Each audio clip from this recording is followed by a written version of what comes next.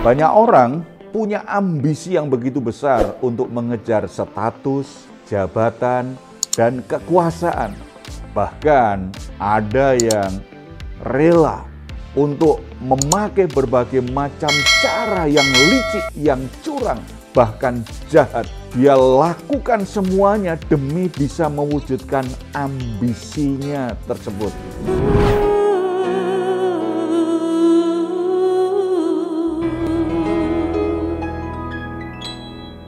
Salam God Lover yang dikasih oleh Tuhan Yesus, senang boleh kembali berjumpa dengan saudara dalam program Raising God malam hari ini bersama Diaspora TV. Setelah melewati berbagai kesibukan sepanjang hari ini, mungkin ada situasi tertentu yang membuat jiwa saudara menjadi letih lesu dan berbeban berat. Apapun situasi yang sedang saudara hadapi, jangan pernah menyerah. Sebab Tuhan mengundang kita setiap hari untuk mengalami kelegaan. Tuhan Yesus berkata, "Marilah kepadaku semua yang letih lesu dan berbeban berat, aku akan memberi kelegaan kepadamu." Puji Tuhan, undangan luar biasa. Mari kita responi dengan iman kita bersatu di dalam doa. Bapa di surga, kami bersyukur karena anugerah-Mu sempurna dalam hidup kami. Terima kasih untuk anugerah dan penyertaan-Mu dalam seluruh aktivitas kami sepanjang hari ini. Sebelum kami beristirahat, kami rindu mengalami kehadiran-Mu Tuhan. Karena kami tahu hanya di dalam Engkau kami mengalami kelegaan. Semua masalah-masalah kami tidak boleh itu membuat kami menjadi letih lesu, menjadi berbeban berat dan kami terganggu istirahat kami. Kami sungguh-sungguh percaya anugerah-Mu dan hadirat-Mu lah yang membebaskan kami, memberi kami kelegaan. Bapa, kami juga rindu mendengar suara-Mu. Mari Engkau berbicara, nyatakan kebenaran firman-Mu kepada kami dalam nama Tuhan Yesus. Amin. Banyak orang punya ambisi yang begitu besar untuk mengejar status, jabatan, dan kekuasaan. Bahkan ada yang rela untuk memakai berbagai macam cara yang licik, yang curang, bahkan jahat. Dia lakukan semuanya demi bisa mewujudkan ambisinya tersebut. Mengejar kekuasaan, mengejar ambisi yang begitu hebat untuk dapat jabatan, untuk dapat meraih pengaruh yang begitu besar. Saat ini kita akan merenungkan kebenaran firman Tuhan dari 2 Raja-Raja pasal 9 ayat 1 sampai 15.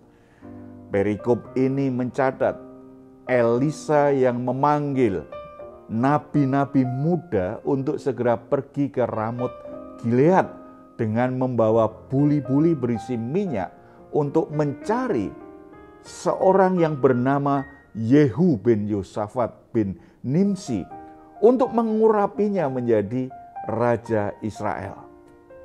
Maka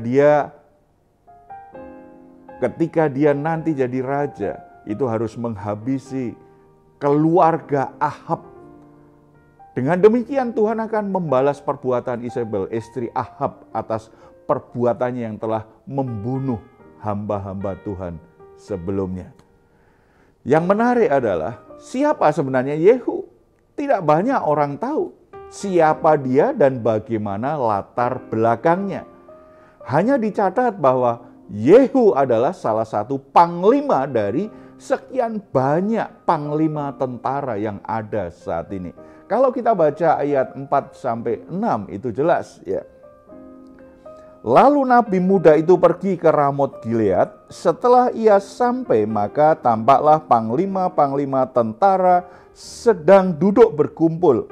Lalu ia berkata, "Ada pesan ku bawa untukmu ya panglima." Yehu bertanya, "Untuk siapa dari kami sekalian?" Jawabnya, "Untukmu ya panglima." Lalu bangkitlah Yehu dan masuk ke dalam rumah.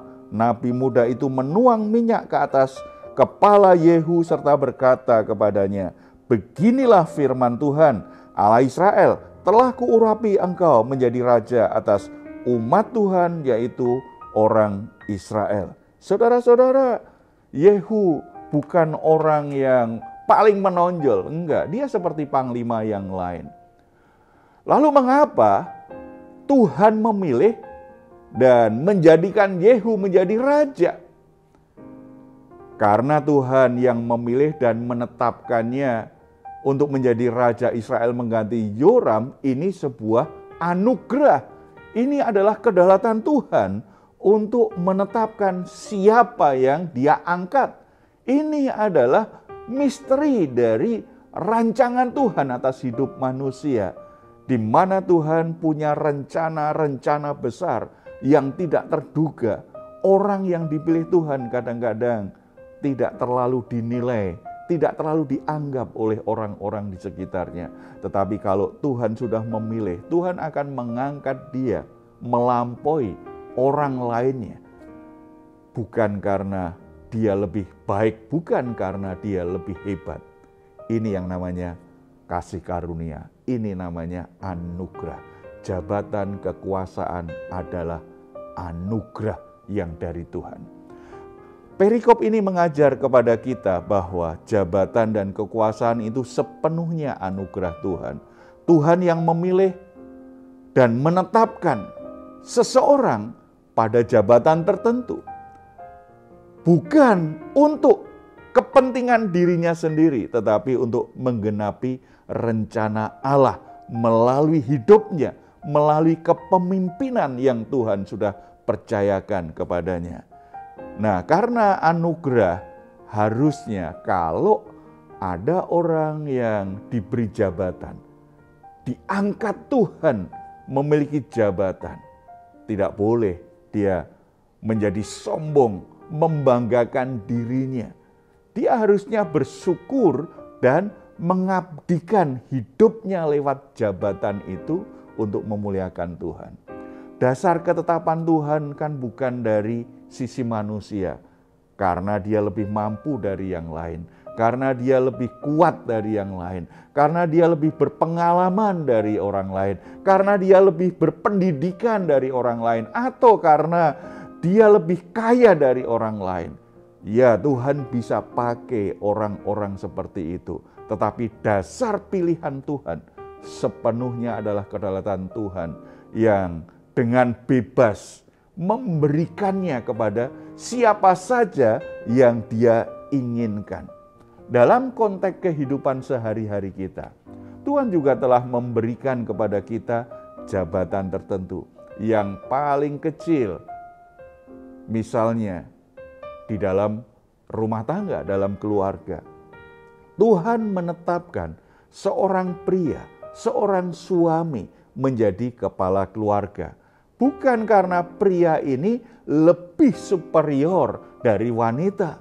Bukan karena pria ini lebih hebat dari wanita. Bukan, tetapi karena kedaulatan Tuhan. Tuhan yang menetapkan, Tuhan yang merancang seorang pria, seorang suami menjadi kepala keluarga. Tuhan juga menetapkan pasangan suami istri menjadi orang tua. Tuhan mempercayakan dengan keturunan. Ini pun juga merupakan anugerah. Sehingga dalam pernikahan pasangan suami istri akhirnya punya keturunan. Dalam dunia kerja pun atau dalam pelayanan rohani, Tuhan juga telah menetapkan seseorang pada posisi sebagai pemimpin. Baik pemimpin yang sifatnya kecil maupun pemimpin jemaat, pemimpin perusahaan. Semua posisi itu harus disadari sebagai anugerah Tuhan. Nah, kalau semua itu dipahami sebagai anugerah Tuhan, maka kita akan bersyukur dengan posisi itu, kita akan bekerja sebaik-baiknya.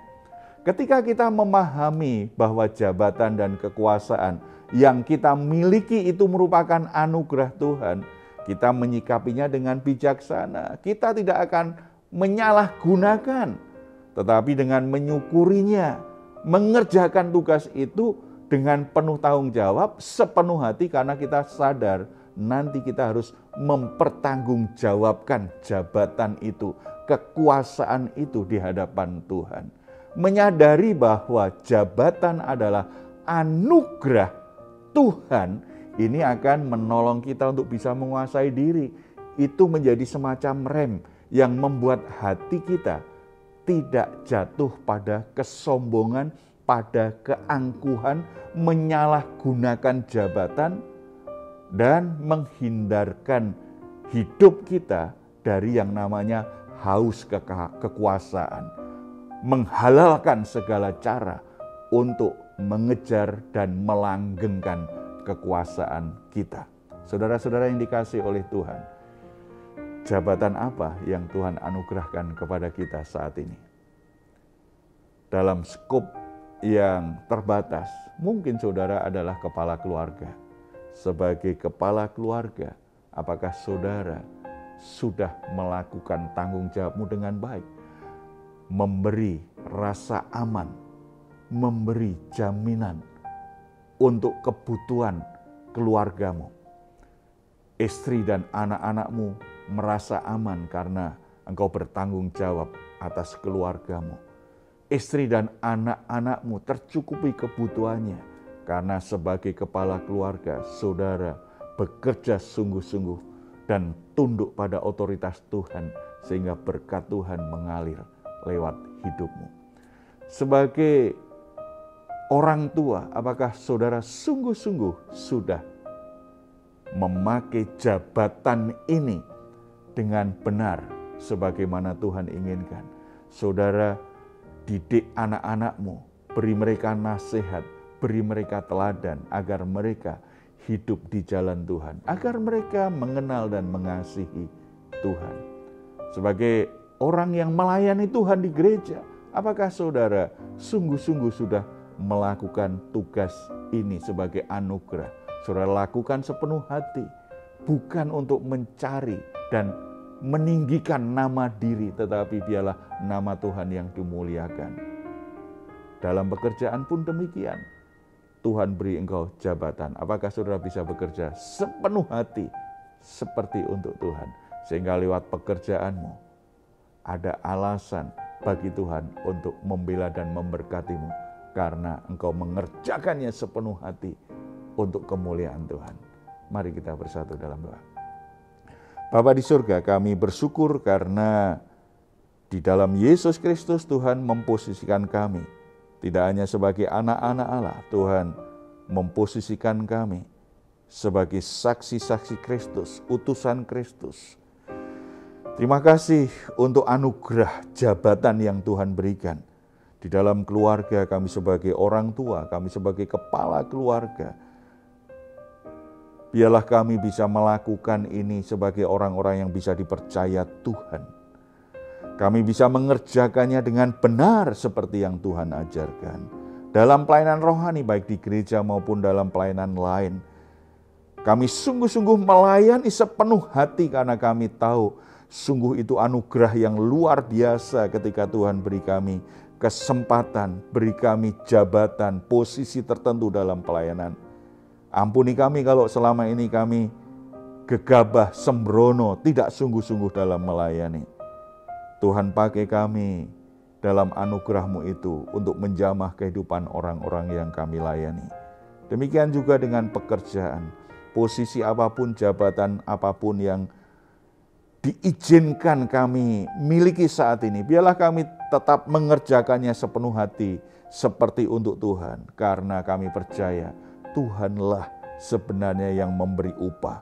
Berkat itu sumbernya dari Tuhan. Bagian kami adalah bekerja dengan benar, bekerja sepenuh hati, bekerja untuk mendatangkan kemuliaan bagi Tuhan sebagai saksi-saksi Kristus yang memancarkan kebenaran dan kasih Tuhan kepada orang-orang di sekitar kami. Berkati anak-anak-Mu semua sesuai jabatan yang sudah Tuhan izinkan dalam hidup mereka, sehingga lewat posisi mereka, nama Tuhan sungguh-sungguh dimuliakan. Berkat Tuhan mengalir, memberkati rumah tangga, pekerjaan, pelayanan mereka semua. Dalam nama Tuhan Yesus. Amin. Jika saat ini saudara atau keluarga mengalami pergumulan dan membutuhkan dukungan doa, Di layar saudara ada nomor telepon yang bisa saudara hubungi. Tim doa kami akan mendoakan saudara semua. Silahkan juga jika saudara ingin memberikan komentar, tuliskan komentar saudara di ruang komentar di channel Diaspora TV. Baik saudara, sebelum kita berpisah satu sama lain, mari kita memperkatakan bersama-sama Mazmur 4 ayat 8-9 dengan penuh semangat, penuh iman. Engkau telah memberikan sukacita kepadaku lebih banyak daripada mereka ketika mereka kelimpahan gandum dan anggur. Dengan tentram aku mau membaringkan diri, lalu segera tidur, sebab hanya Engkaulah ya Tuhan yang membiarkan aku diam dengan aman. Puji Tuhan, selamat beristirahat. Doa saya senantiasa untuk saudara, malam hari ini saudara sungguh-sungguh boleh mengalami rest and God. Tuhan Yesus memberkati kita semua. Shalom. Hatiku siap